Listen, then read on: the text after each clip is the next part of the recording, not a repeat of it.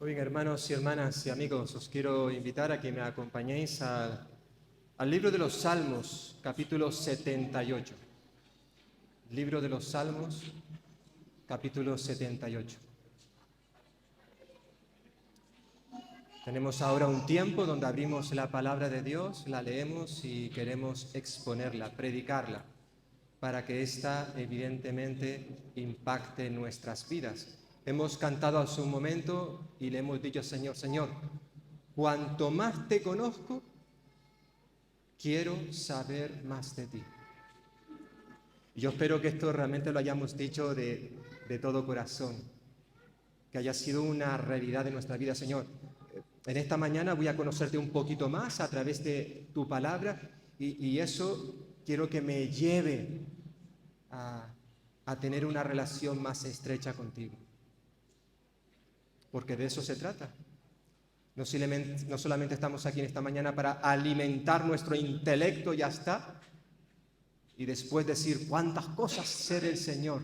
Pero evidentemente, hermanos y hermanas, si la palabra de Dios que escuchamos predicar no impacta nuestras vidas, no produce transformación, porque es lo que hemos cantado, Señor, quiero que tú me quebrantes, me transforme, yo quiero ser más como tú, porque hermanos y hermanas, esta es la meta del creyente mientras estamos en este mundo. ¿Cuál? La de parecernos cada vez más a Jesús. Que la gente cuando nos mire, nos contemple, pueda decir, ¿cuánto se parece este hombre, esta mujer a Jesús, al Jesús del que habla la Biblia? No le conocimos personalmente, pero a través de la Escritura podemos saber quién era Jesús. Y de eso se trata, de que cada vez nos podamos parecer más y más a Él. Si no ocurre esto, tenemos un serio problema.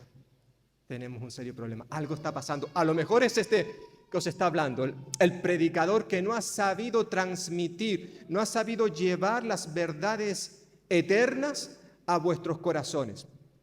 Bueno, si es culpa mía, pues tendré que rectificar y tendré que mejorar. Pero a lo mejor no está el problema en el mensajero, sino simplemente en los corazones de aquellos que reciben el mensaje, que no lo quieren aplicar a sus vidas. Por tanto, yo espero que esto no sea el caso tuyo y el caso mío, sino que realmente, hermanos y hermanas, cada vez que venimos a la casa del Señor, domingos, jueves, los sábados, cada vez que cada día nos sentamos en nuestro devocional personal con el Señor para abrir su palabra y leerla, que realmente esta palabra pueda permear en nuestros corazones y que pueda producir un cambio, una transformación, porque de eso se trata. Tristemente a veces vemos, y concretamente lo vemos en el pueblo de Israel, cómo a pesar de todo lo que recibieron de parte del Señor, cómo a pesar de que Dios fue fiel con ellos una y otra vez, el pueblo por el contrario le fue infiel. Y en cierta forma el salmista, aquí en el Salmo 78, hace una especie de resumen,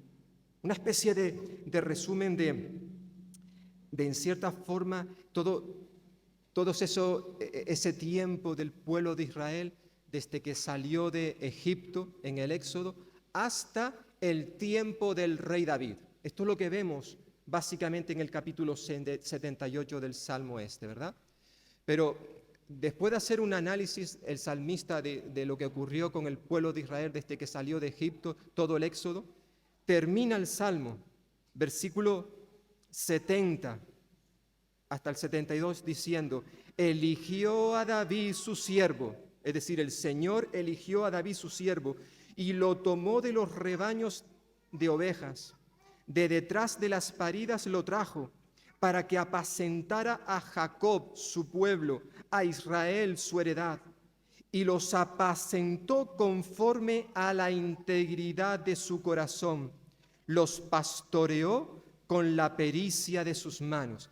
En cierta forma aquí el salmista está en tan solo 3 versículos haciendo un resumen perfecto del rey David.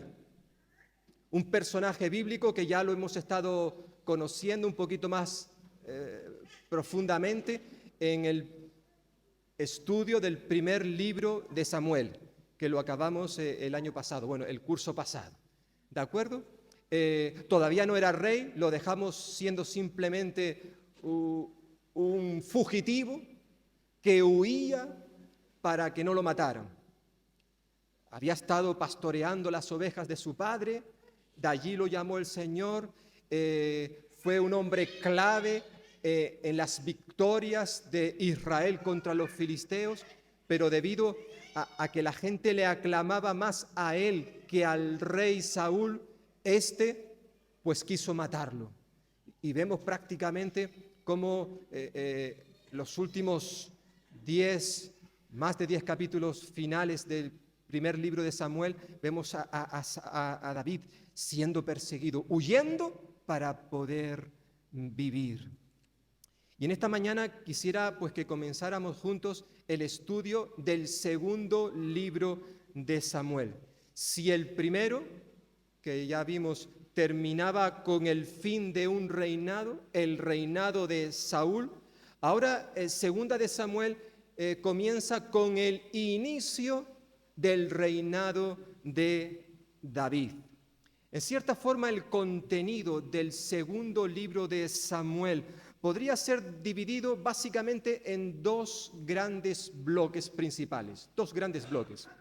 El primero sería los capítulos del 1 al 10, donde allí el autor sagrado, en esos primeros 10 capítulos, nos narra el ascenso de David al trono de Israel, después de la muerte de Saúl. Bueno, realmente su reinado comenzará no reinando en todo Israel, sino concretamente en Judá, lo que luego vamos a llamar el reino del sur. Sabéis que llega un momento en que Israel se divide en dos partes, el reino del norte y el reino del sur. David va a comenzar reinando, por así decirlo, en el reino del sur, en Judá. Lo hará 7 años y medio. Claro, ese no era el propósito de Dios. El Señor le había dicho, ya lo había ungido en el capítulo 16 del primer libro de Samuel, y le había dicho que iba a ser el rey de Israel.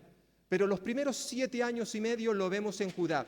Y luego, esto lo veremos en los primeros 4 capítulos, y luego ya a partir del capítulo 5, veremos que David es ungido como rey en todo Israel, en todo Israel.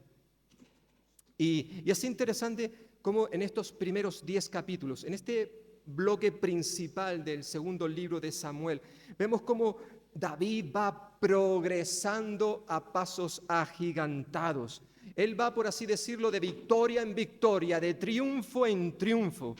No conocía otra cosa que el éxito, ya fuese en los problemas que tuvo con los familiares de Saúl, los primeros capítulos, luego incluso sobre sus enemigos por excelencia, los filisteos y también los jebuseos, allí en el capítulo 5. Vemos cómo también en su corazón tenía el edificarle una casa al Señor, su preocupación por el arca de Dios. Entonces planificó el edificar un lugar para el Señor, para que Dios habitara en él. Una cosa que a Dios le gustó mucho, le agradó, pero le dijo, mira David, tú no vas a ser quien me edifique ese templo, sino que será un hijo tuyo. Lo veremos más adelante. También lo veremos enfrentándose y teniendo la victoria sobre no solamente sus enemigos cercanos, sino los más lejanos, naciones vecinas. Y en cierta forma, estos primeros 10 capítulos podríamos titularlo Una vida en ascenso esplendoroso, esplendoroso. Pero luego tenemos un segundo bloque, una segunda división de este libro que empezaría a partir del capítulo 11, prácticamente hasta el final. Encontramos el relato de los sucesos que llevaron a David de estar en lo más alto de la fama, de la cúspide, en lo más alto, a descender a lo más bajo, a lo más bajo. En estos capítulos, a partir del capítulo 11, encontraremos el descenso de David al reino de las tinieblas, podríamos decirlo de esta manera. Debido a sus propios pecados, David, su familia, la propia nación de Israel entraría en un proceso de caída libre, una caída en picado que le llevaría unos años más tarde, como ya hemos mencionado, se verá dentro de un tiempo, pues a la división de Israel en dos reinos, el norte y el sur. Por tanto, en estos capítulos, en esta segunda parte del segundo libro de Samuel, lo que vamos a encontrarnos serán adulterios, asesinatos, guerra civil. Todas las guerras son malas, todas, pero cuando se están matando unos a otros los habitantes de un mismo país, eso es terrible, más terrible aún si cabe. Por tanto, veremos también cómo se producen rebeliones, plagas, hambrunas, terrible, terrible. Y todo en cierta forma, todo esto comienza teniendo como detonante los pecados del rey David, los pecados del rey David. Él sufre un deterioro a todos los niveles, tanto físico, moral, espiritual. David va a experimentar, por así decirlo, una serie de sucesos dolorosos y dramáticos que no solo tendrán consecuencias devastadoras a nivel personal, sino también a nivel familiar y nacional. Si la primera parte de este libro, capítulos 1 al 10, podríamos titularlo Una vida de ascenso esplendoroso, la segunda parte del libro, a partir del capítulo 11, podríamos titularlo Una vida en descenso estrepitoso. Terrible, ¿verdad? Terrible las cosas que vamos a encontrarnos en este libro. Pero sería bueno que antes de sumergirnos en él, pudiéramos al menos dar algunas pinceladas en cuanto al trasfondo histórico del segundo libro de Samuel. Porque como ya hemos estado viendo, aunque Saúl fue el primer rey que tuvo Israel y su reinado duró 40 años, recordará el apóstol Pablo en Hechos capítulo 13, porque realmente en el Antiguo Testamento no tenemos esta información, sí la vemos en el Nuevo Testamento. Pero a pesar de que estuvo 40 años reinando en Israel, durante todo ese tiempo de reinado de Saúl, realmente no hubieron cambios significativos que hicieran ver que Israel estaba bajo un gobierno monárquico. Más bien ese periodo del tiempo de Saúl se parecía a la época del gobierno de los jueces. Ya lo hemos dicho en varias ocasiones, que el libro de Primera de Samuel en cierta forma es una continuación del libro de Jueces. Un tiempo donde no había rey, cada uno hacía lo que le daba la gana, termina el libro, y un tiempo donde los jueces, que eran esos hombres y mujeres que Dios escogió en momentos determinados para liderar a su pueblo. Pero en cierta forma allí eso era una anarquía, cada uno hacía lo que le daba la gana. Llega el profeta Samuel, que es también el último de los jueces, y empieza, guiado por Dios, a poner orden en la nación de Israel. Pero lo cierto es que aunque hubieron 40 años de reinado de Saúl, no había mucha diferencia entre ese tiempo y el tiempo de los jueces. No fue realmente un gobierno monárquico, fue más bien en el periodo de la época de David, cuando él entra, cuando en cierta forma empezamos a ver un cambio radical en la nación israelita. Durante los años, que también fueron 40 años en los que David estuvo reinando en Israel, realmente allí se pudo mostrar, la nación israelita pudo mostrar al mundo que era un país realmente con un gobierno monárquico, en su más sentido de la palabra, ¿verdad? En cierta forma, David, por cierto, y también Salomón, hay que decirlo, su hijo Salomón, en cierta forma, ellos, si me permitís la expresión, pusieron en el mapa a Israel. Israel iba a ser conocido a nivel mundial, podríamos decir. Y hay varias cosas que se consiguieron durante el reinado de David, durante esos 40 años en los que él estuvo como rey en la nación. Y al menos tres cosas que podemos ver en cuanto a lo que consiguió David. Por un lado vemos la unificación de las tribus de Israel, porque anteriormente las tribus no habían estado cohesionadas. Bajo el reinado de David, en cierta forma, la unidad se hizo una realidad. E incluso hizo que los dos reinos, del norte y del sur, estuviesen unidos. Obviamente esto no surgió de la noche a la mañana, sino que esto fue un proceso que entendemos que lo inició el profeta Samuel, esa transición de simplemente una coalición de tribus a ser una monarquía, ¿verdad? De ser un gobierno teocrático, es decir, donde Dios era el que reinaba, el soberano, a ser un gobierno monárquico. Evidentemente, a pesar de todo lo que vamos a ver, de los errores, de los fracasos, de los pecados, de todos los reyes que hubo en Israel, Dios siguió siendo el Dios soberano, el Rey de reyes, el Señor de señores. Pero está claro que en el periodo de David comenzó la unificación de las tribus de Israel. También vemos la consolidación de la nación de Israel en la tierra palestina. Prácticamente no había un enemigo que se le resistiera a Israel mientras David estuvo en el trono. Y no solo en tierras palestinas, sino también las victorias se extendieron a otros territorios, como los reinos de Moab o de Edom, incluso hasta en Siria. David era realmente quien había acaparado todo. En cierta forma, Israel se convirtió en un imperio, en una potencia mundial. No había nadie que le hiciera sombra. Pero no solamente vemos la unificación y la consolidación de la nación de Israel, sino también vemos la creación de un gobierno claramente estructurado, claramente.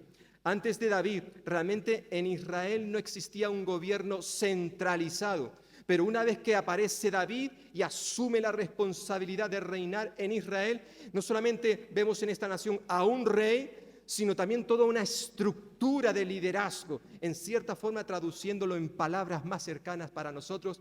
No solamente había un rey, había un ministro de defensa, había un ministro de exteriores, había un portavoz del gobierno, habían secretarios, líderes religiosos. Es decir, se formó una estructura que antes no había habido en Israel.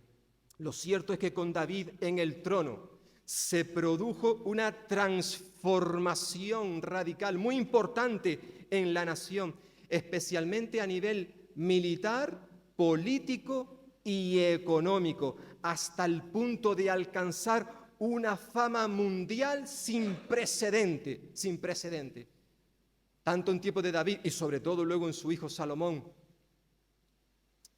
De muchísimos lugares del mundo venían para conocer a estas personas. Hasta la reina de Sabá vino para conocer la sabiduría de Salomón. Por eso algunos consideran esta época, estos aproximadamente 80 años de reinado, 40 estuvo David y luego otros 40 el rey Salomón, ¿verdad? En cierta forma algunos consideran esta época, sobre todo cuando estuvo David ahí en el trono, como la época dorada de Israel, la edad de oro, la edad de oro. No hubo otra época de tanto apogeo, de tanto éxito en Israel como esta en la cual nos encontramos. Fue un tiempo que el Señor bendijo claramente a su pueblo, a Israel, cuando estos estaban gobernados por el rey David. Este sería en cierta forma unas pinceladas en cuanto al trasfondo histórico del segundo libro de Samuel, pero me gustaría también, antes de que en el próximo estudio ya podamos meternos de lleno en el capítulo 1, que podamos también recordar algunos de los temas principales que sobresalen en este libro, aunque evidentemente son muchos. Yo quisiera mencionar al menos tres temas que vamos a ir viendo a lo largo del segundo libro de Samuel. En primer lugar, este libro nos recuerda la necesidad de confiar en las promesas de Dios, aunque tardemos en verlas o aunque no las veamos. La necesidad de confiar en las promesas de Dios. David fue un hombre que tuvo que aprender a depender de Dios. Un hombre que tuvo que aprender a confiar en lo que Dios le había prometido, aunque tardara en dárselo, aunque tardara. David fue un hombre que de manera general, ¿vale? Porque ya hemos visto algunas cosas que estuvieron mal de él. Y precisamente vimos algunas actitudes donde se quiso adelantar o más bien desconfiar de las promesas que Dios le había dicho. Pero de manera general, David fue un hombre que no se adelantó a los planes de Dios. Por ejemplo, ahora ya lo vamos a ver cómo es subido al trono de Judá, hemos dicho, y luego de todo Israel. Él podía haber subido antes. Se podía haber adelantado a los planes de Dios. ¿Cómo? Matando a Saúl. Tuvo diferentes oportunidades, como ya estuvimos recordando, oportunidades de poder haber matado a Saúl, porque éste le quería matar a él, y así ya llevar a cabo las promesas de Dios, promesas que ya habíamos visto en el capítulo 16 de Primera de Samuel.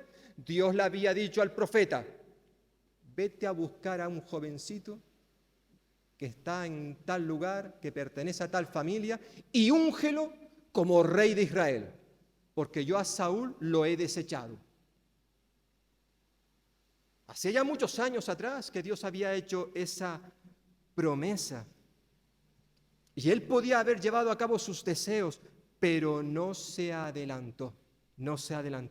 Tuvo que esperar muchos años, porque como vamos a ver, cuando él es nombrado rey en Judá, tenía aproximadamente 30 años.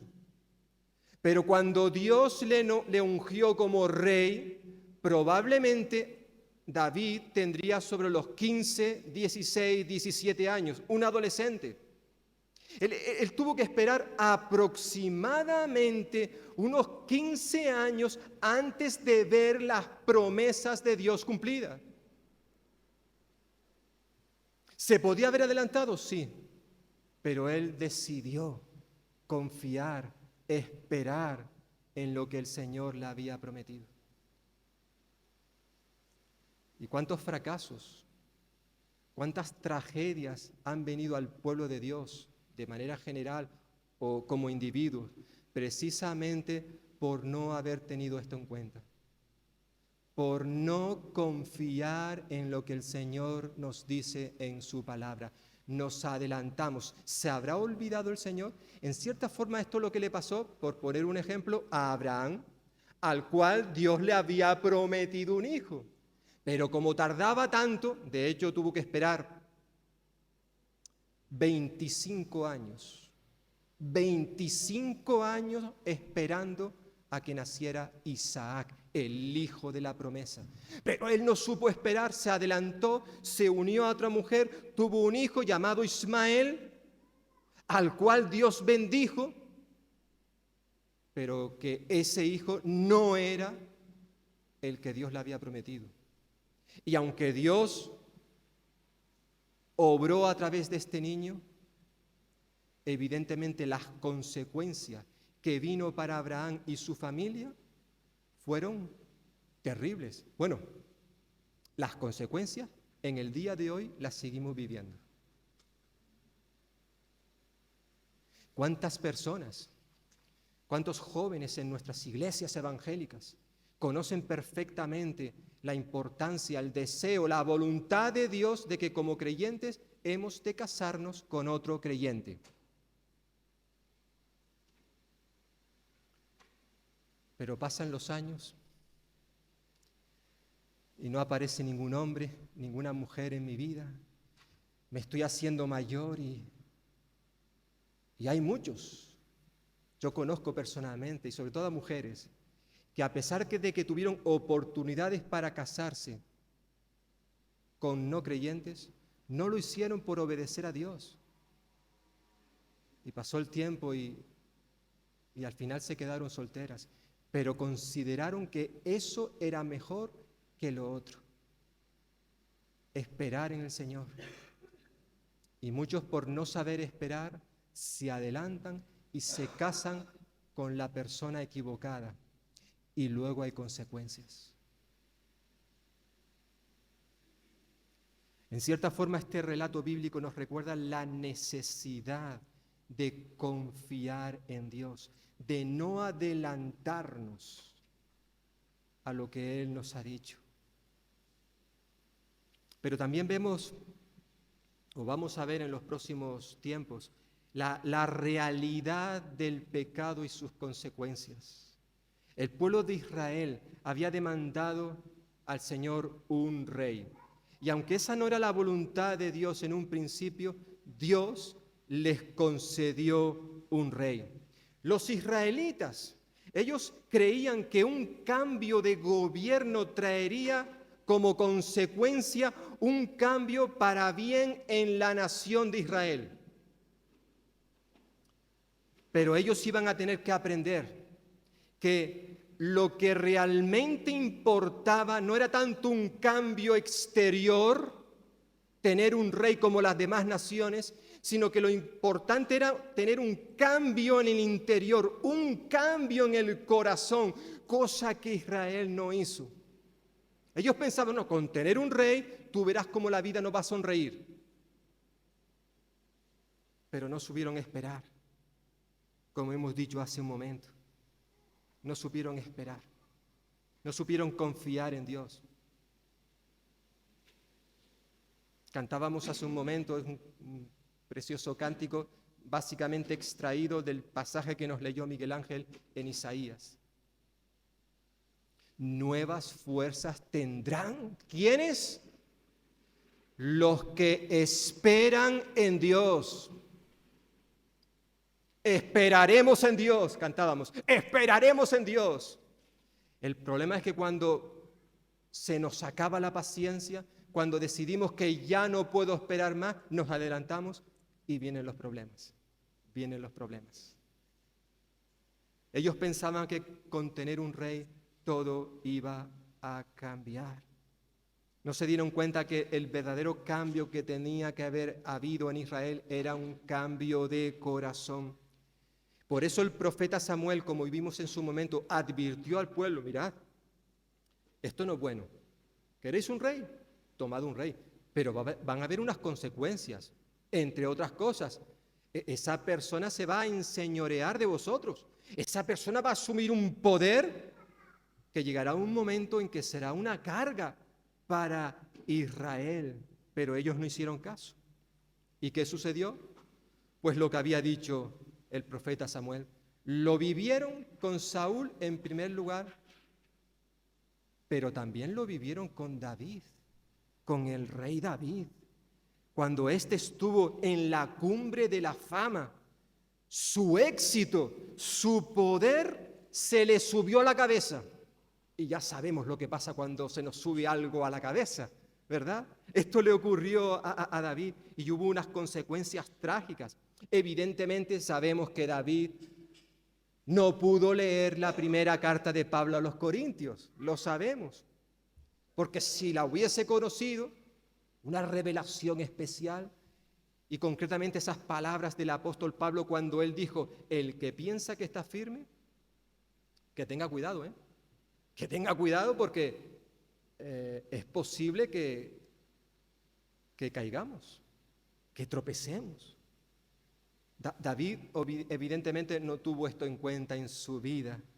Él creyó llegó un momento, estando ahí en lo más alto, él creyó que era inmune al pecado.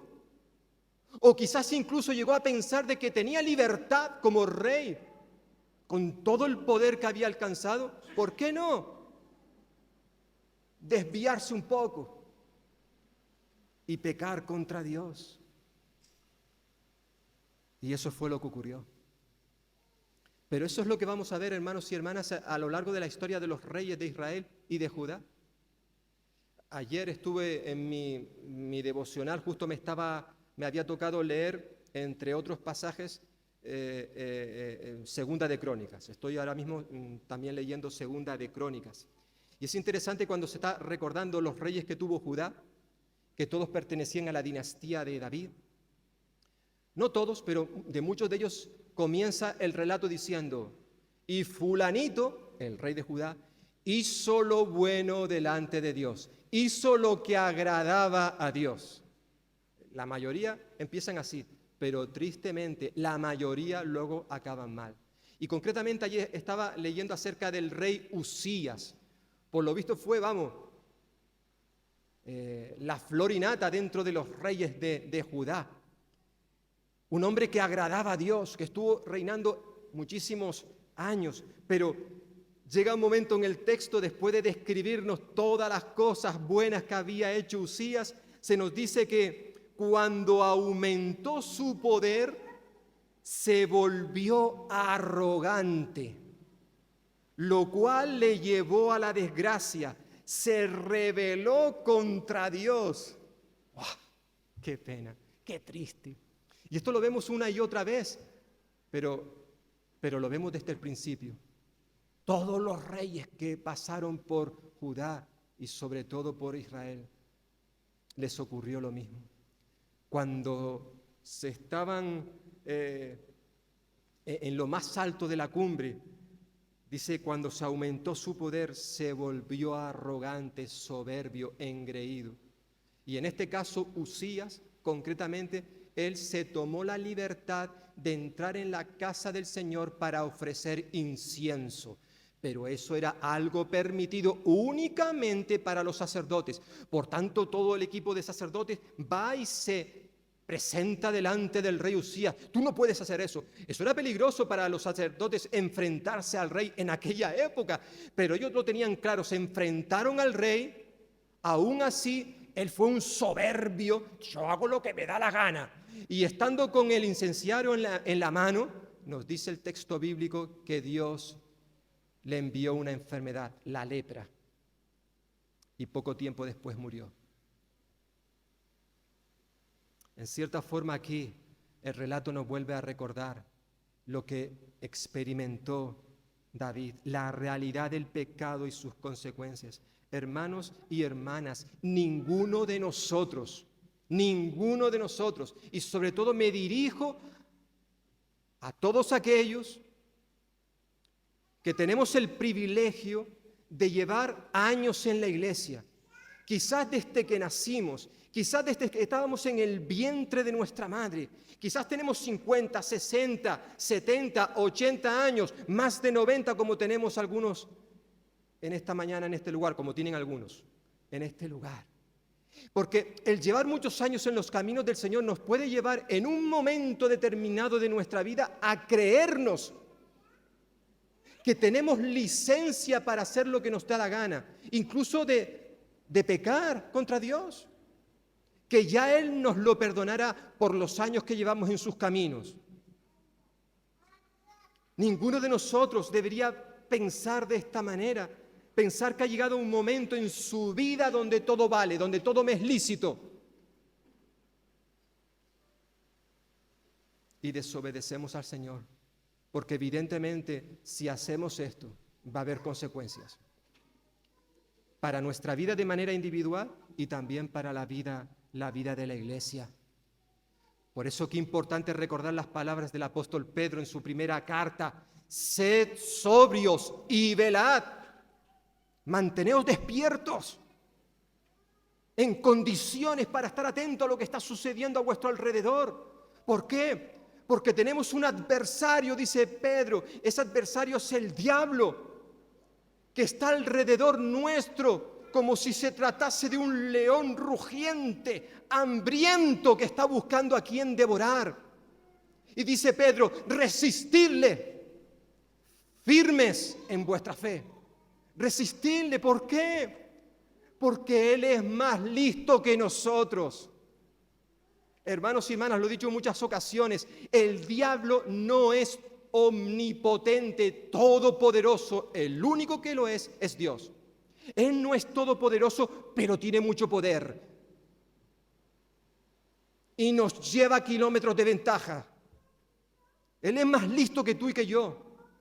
Él conoce todas las triquiñuelas, todos los caminos, las sendas por donde podemos meternos. Él lo sabe todo, o casi todo, porque tampoco es omnisciente, no lo sabe todo, pero sí sabe muchas cosas de ti y de mí, y sabe cómo entrarnos para que caigamos. Él conoce nuestras debilidades, nuestros puntos débiles, y se mete por ahí para hacernos daños. Pedro dice, resistirle,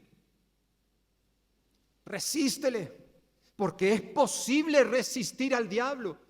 El problema es que muchas veces le abrimos la puerta, sobre todo cuando llevamos muchos años en los caminos del Señor. Olvidamos que estamos en una batalla real, que no es contra carne o sangre, no son contra seres humanos, no. Tenemos una batalla real contra huestes espirituales, ejércitos de maldad que están a nuestro alrededor. Y por eso en ningún momento podemos despojarnos de la armadura del Señor, porque cuando lo hacemos hay consecuencias. David, como veremos en su momento, llegó un momento en que ya, ni fue a la guerra, cuando tenía que estar en la guerra. Se relajó. Y ese relajamiento lo llevó a pecar. Y las consecuencias, como veremos, fueron auténticamente dolorosas, trágicas. El libro nos va a recordar la realidad del pecado y las consecuencias cuando desobedecemos a Dios. Pero hay una tercera cosa, hermanos, que me gustaría mencionarla y con esto terminar y dejar esto en nuestra mente. Porque sí es cierto que hay una necesidad de confiar en Dios, si hay una realidad real a nuestro alrededor como es el pecado, también es cierto, este libro nos va a recordar la fidelidad de Dios para con sus hijos a pesar de que nosotros seamos infieles. Aunque David fue un hombre conforme al corazón de Dios, hemos leído en su momento, él también fue un pecador como tú y como yo. No lo olvidemos. Dios lo escogió. De detrás del redil hemos leído en Salmo 78, para que se sentara en el trono de Israel. Y no porque él fuera mejor que tú o que yo o cualquiera de los israelitas que vivían en aquel momento, no. Dios hizo esto simplemente por su amor, por su puro amor. Y aunque David luego le falló al Señor, lo hizo en varias ocasiones, no olvidemos. Ya hemos visto algunos ejemplos en Primera de Samuel y veremos más aún en Segunda de Samuel. Aunque David le falló, hermanos y hermanas, el Señor no le abandonó ni lo desechó, no. Sino que Dios le amó, le perdonó y le restauró. Cuando hablamos de la gracia de Dios, hermanos, hermanas y amigos, estamos queriendo decir que aunque tú y yo somos pecadores y por causa de nuestro pecado merecemos la muerte, sin embargo Dios nos ama tanto que Él nos da un regalo que no merecemos, no lo merecemos, pero Él nos lo ofrece gratuitamente. Ese regalo es su perdón, su restauración, su salvación. Y da igual cuántas veces acudamos a Él de rodillas, afligidos por causa de nuestro pecado, Él siempre va a recibirnos y nos va a perdonar, nos va a restaurar. Obviamente, como veremos en su momento, aunque Dios siguió derramando su gracia sobre David cuando éste pecó, Dios siguió derramando su gracia, su misericordia, su bondad, su perdón. A pesar de todo esto que Dios le ofreció a David, él no se libró de la disciplina del Señor. Ser receptores de la gracia de Dios no nos libra de la corrección cuando ésta es necesaria. David fue un hombre que pudo experimentar, no cabe duda, y eso lo vemos de manera especial en los Salmos. Él pudo experimentar esa misericordia, ese amor de Dios, la gracia sobreabundante del Dios creador sobre su vida. Él lo pudo experimentar, pero también experimentó la justicia y la santidad de Dios.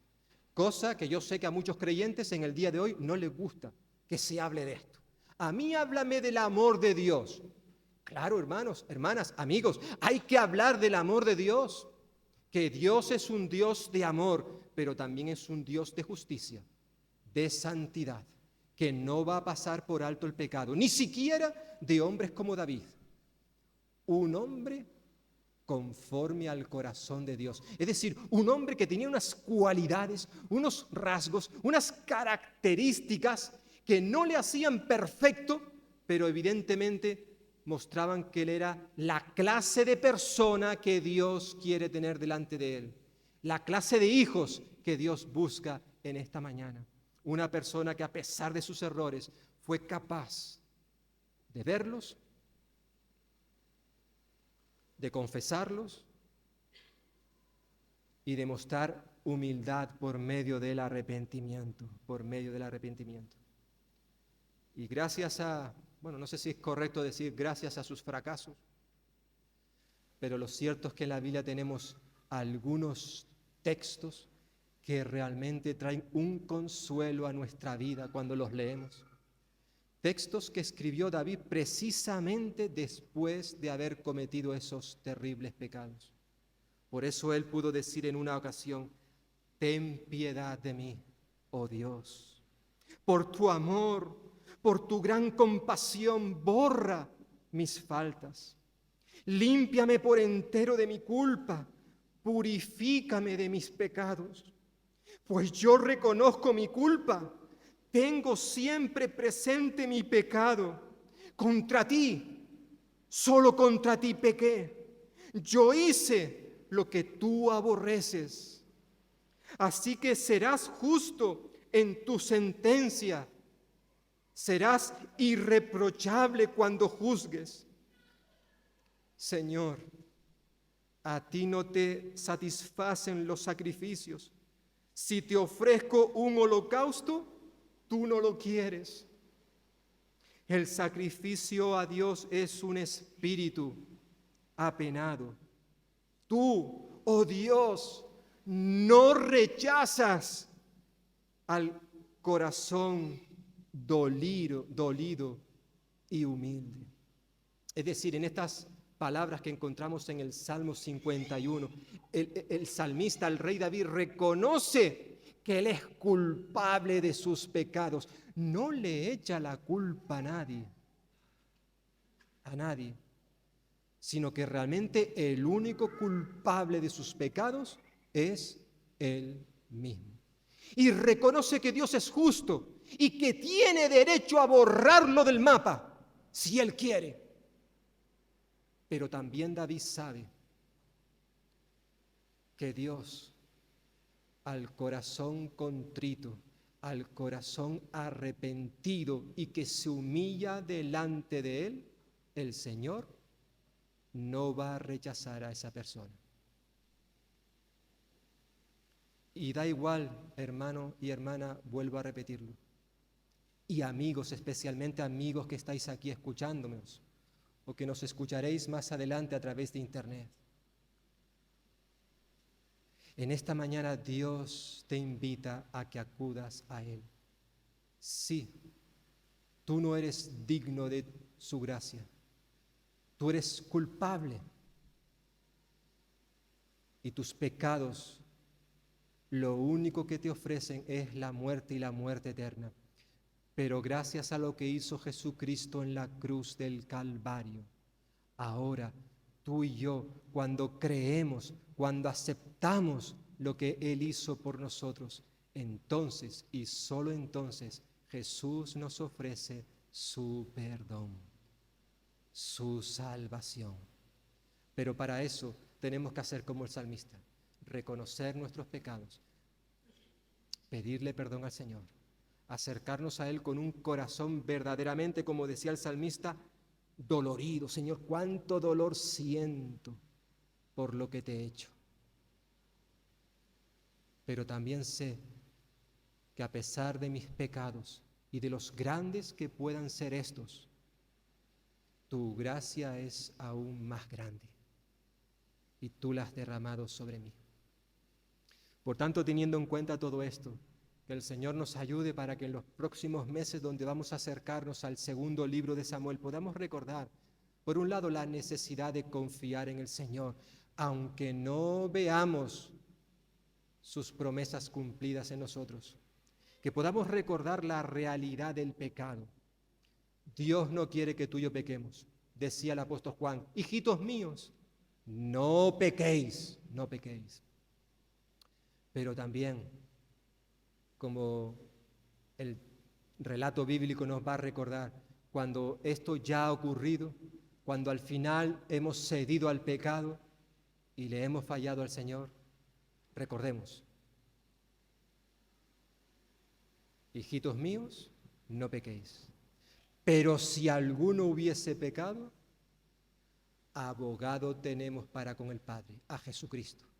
Acudamos a Él, pidámosle perdón por lo que hemos hecho y luego dejemos que Él nos vuelva a utilizar para su gloria.